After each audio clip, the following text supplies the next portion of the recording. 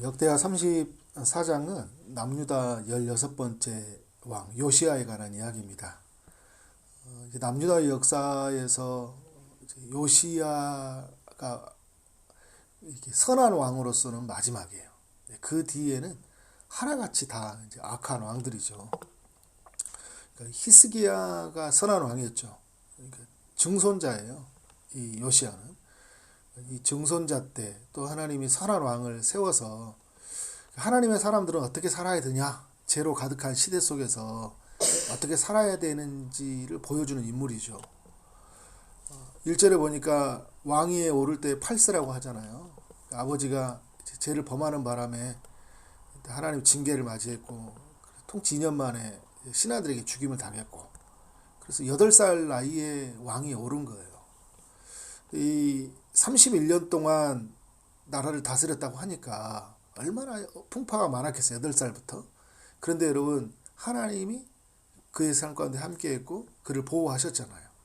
그래서 그 인생 전체에 대한 평가가 뭐냐면 2절에 여호와 보시기에 정직하게 행하며 그의 조상 다윗의 길로 걸으며 좌우로 치우치지 아니하였다.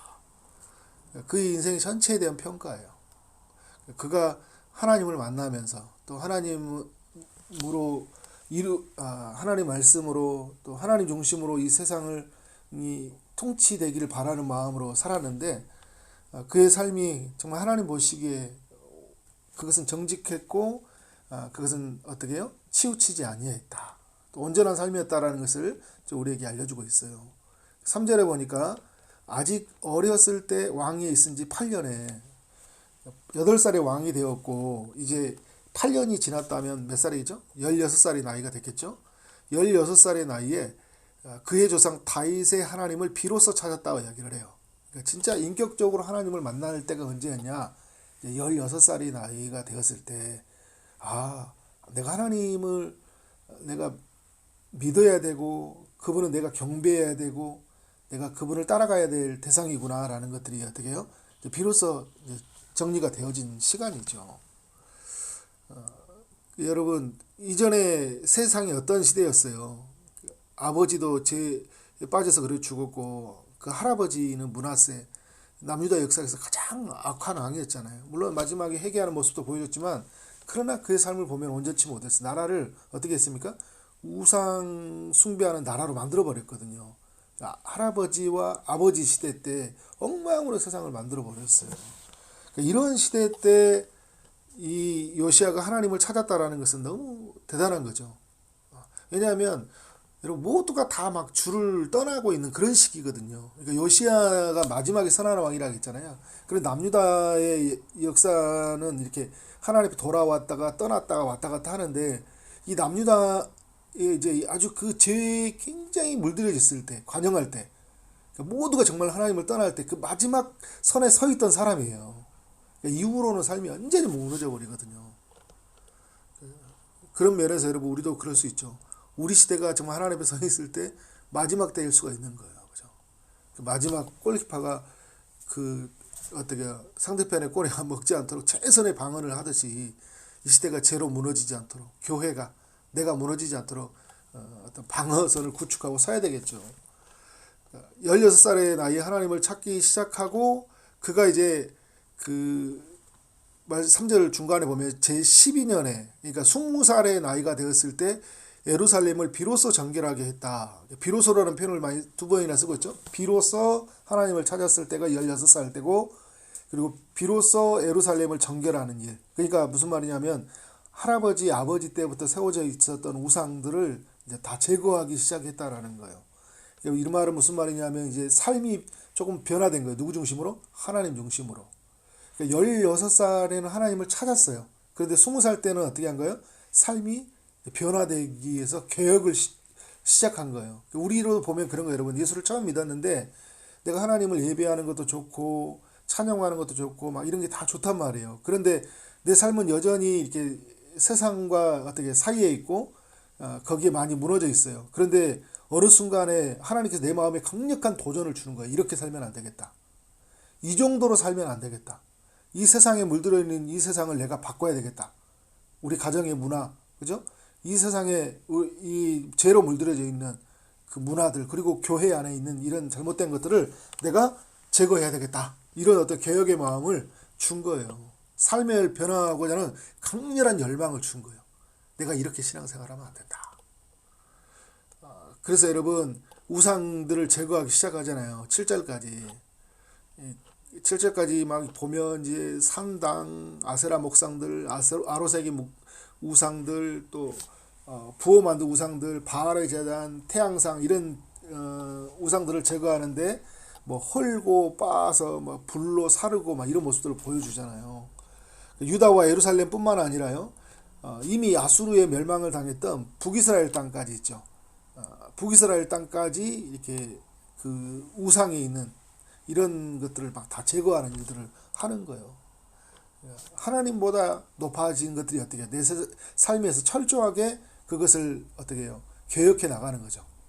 하나님보다 우선이 되어 있고 내 마음을 우리 시대로 말하면 그런 거예요. 내 마음에 많이 차지해 있는 것들 다 모든 것을 어떻게 하나님 중심으로 재편성한 거예요. 내 삶의 경건 생활을 세우고 내 삶에 빼앗아가 버렸던 빼앗고자 하는 것들이 이런 것들 있잖아요. 이런 것들을 다 내 삶에 멀리하고 철저하게 말씀 중심, 사명 중심, 하나님 나라 중심으로 삶을 만들어가는 거죠. 이런 이야기들이 우리에게 남겨져야 되겠죠. 이런 이야기들. 그냥 신앙생활하고 예배드리고 나의 일상의 삶을 이야기 만드는 게 아니라 그러니까 우리가 그 요시아가 8년 때 하나님을 찾는 거 16살의 나이에 인격적으로 주님을 만나는 거 우리에게 필요해요. 그런데 삶을 개혁해가는 이야기도 필요하죠. 이게 지금 시대로 말하자면 죄와 우상들을 철저하게 싸워서 제거하는 이야기들. 이런 이야기들이 필요하다. 신학적으로 여기한다면 어떻게 철저한 성화의 이야기가 필요하다는 거예요. 성령님을 힘입어서. 그리고 또 오늘 이제 이후에 나오는 말씀을 힘입어서 성화에 힘써야 되겠죠. 거룩해지기를 힘써야 되는 거예요. 근데 여러분 어떤 일이 일어납니까? 이제 그 8절을 보니까요. 요시아가 왕이 있은 지 18째 해, 그죠? 이제 26살의 나이가 됐을 때요. 그때 그 땅과 이제 성전을 정결하기를 마치고 그 다음에 뭘 하냐면 여호와의 전을 수리한다. 성전을 정결하겠다는 것은 이제 성전 안에 우상들을 숭배하고 있었잖아요. 그걸 다 제거하는 일을 했던 거예요. 이게 꽤 오랜 시간을 걸렸다라는 게 뭘까요, 여러분? 많이 있었다라는 거고요. 저항도 그만큼 많았었겠죠. 아버지, 할아버지 때 있었던 그런 사람들, 그런 문화와의 싸움들 있잖아요. 그런 싸움들을 하고 그 다음에 이제 했던 게 뭐냐면 이제 성전을 수리하는 일이에요. 많이 무너져 있었거든요. 이 말은 무슨 말이에요, 여러분? 성전에서 예배 드릴 수 없는 그런 시대를 살고 있었다라는 거예요. 그러니까 여러분 삶은 하나님께로 돌아왔는데 예배 드릴 수 있는 환경이 안 되는 거예요. 그걸 만들어내는 거예요. 근데 역대기를 보면 이 성전과 관련된 이야기는 굉장히 집중해서 이야기를 많이 다뤄요. 보면 성전 수리하는 이야기들을 많이 하잖아요. 역대기가 그래요. 다른 성경보다 훨씬 더 비중 있게 다뤄집니다. 왜냐하면 성전은 너무나 중요하기 때문에. 그리고 또 이제 뭐가 중요합니까? 하나님의 말씀이 중요한 거예요. 이후에 이제 여러분 성전을 수리하는 과정에서 뭐가 발견됩니까? 성전을 찾는 과정에서 이 율법책이 이제 발견이 되어지는 거예요. 율법책을 이제 말씀을 보니까 14절에 보니까 hil기야가 모세가 전한 여호와 율법책을 발견하고 그리고 15절에 이제 어떻게 합니까? 그것을 이제 서기관 사반에게 그 책을 건네주니까 사반이 이제 왕에게 나아가서 왕이시여 성경이 발견됐습니다. 지금 말하면 그런 거예요. 근데 이런 이 성경을 발견됐다는 것은 그 전에 뭐가 없었다는 거예요? 성경이 없어졌다는 거예요. 그러니까 성전도 여러분 엉망으로 되어 있었고요. 그죠? 이 성전에 우상들이 있었고 예배가 드릴 수 없었고 말씀이 없었던 시기인 거예요. 엉망이 되어 있는 이런 시대 속에 살고 있는데 근데 여러분 예배 드릴 수 있는 어떤 이제 성전을 수리하고 났을 그때 뭐가 발견된 거예요? 성경이 발견된 거예요. 율법책이 발견된 거예요. 깜짝 놀란 거죠. 근데 그 말씀을 듣다 보니까 어떻게 해요? 19절에 왕이 율법의 말씀을 듣자 자기 옷을 찢더라 이야기하고 있어요.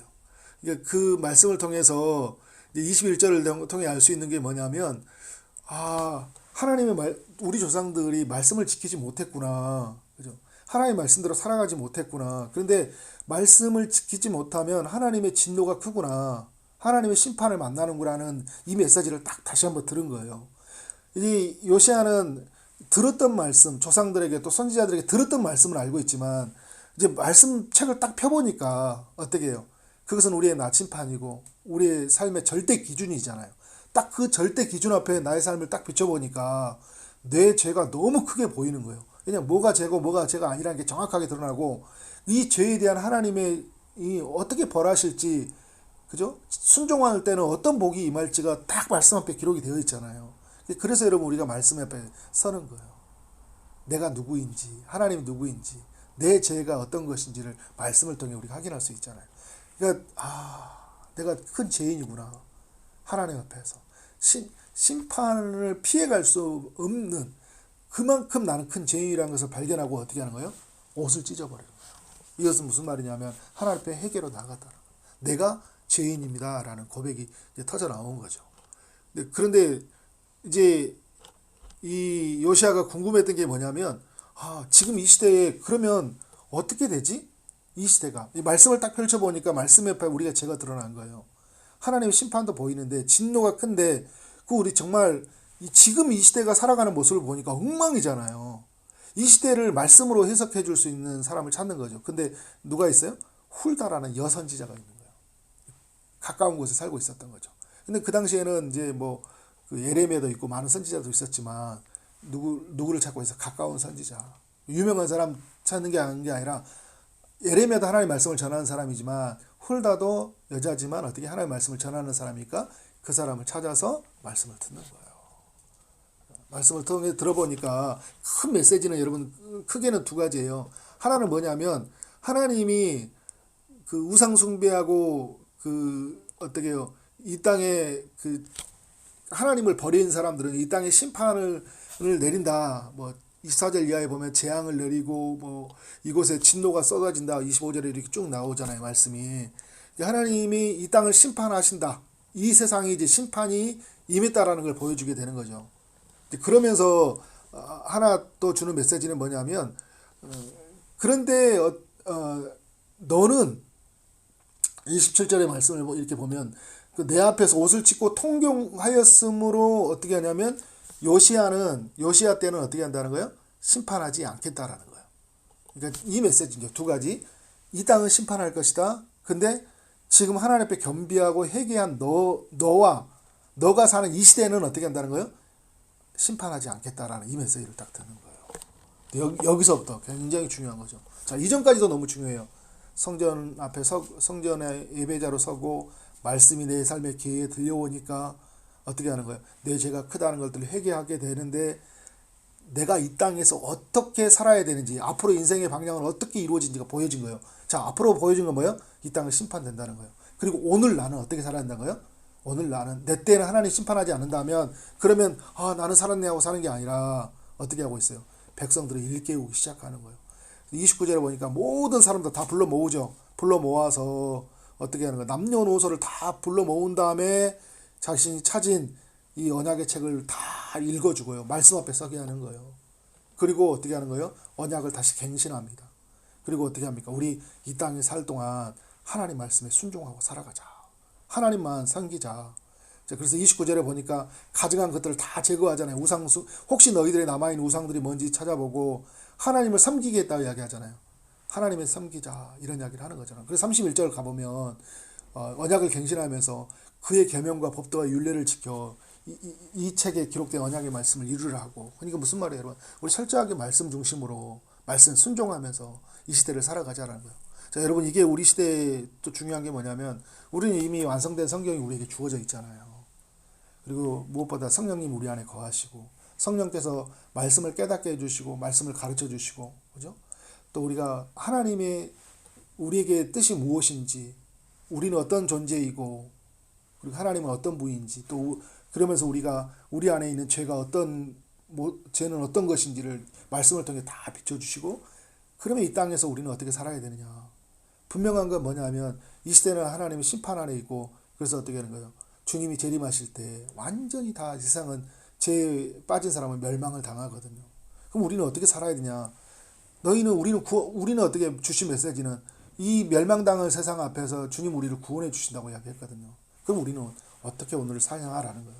사람들에게 말씀을 일깨워지고 어떻게 하는 거예요? 믿는 자들에게는 더욱 하나님께 가까이 나가도록 근신하도록 깨어있도록 권면하고, 믿지 않는 자들에게는 어떻게 할까요? 장차 임할 심판을 피해갈 수 있는 길은 오직 하나님 앞에 나오는 길밖에 없다. 예수 믿는 것밖에 없다고 선포하고 사는 거죠. 오늘 어떻게 살아야 될지를 너무 잘 정리해 주고, 그래서 여러분 34장은요 어제의 이야기를 우리에게 다시 정리해 주고요, 오늘 어떻게 살아야 되는지, 앞으로 삶은 어떻게 이루어질지를 이 요시아에게 알려준다는 것은 무엇일까요, 여러분? 오늘 우리의 삶에도 이러한 메시지를 주고 있다라는 거예요. 이 메시지가 우리의 마음에 꽉 차 있어서 오늘을 믿음으로 살아가기를 주의 이름으로 축원합니다. 아멘.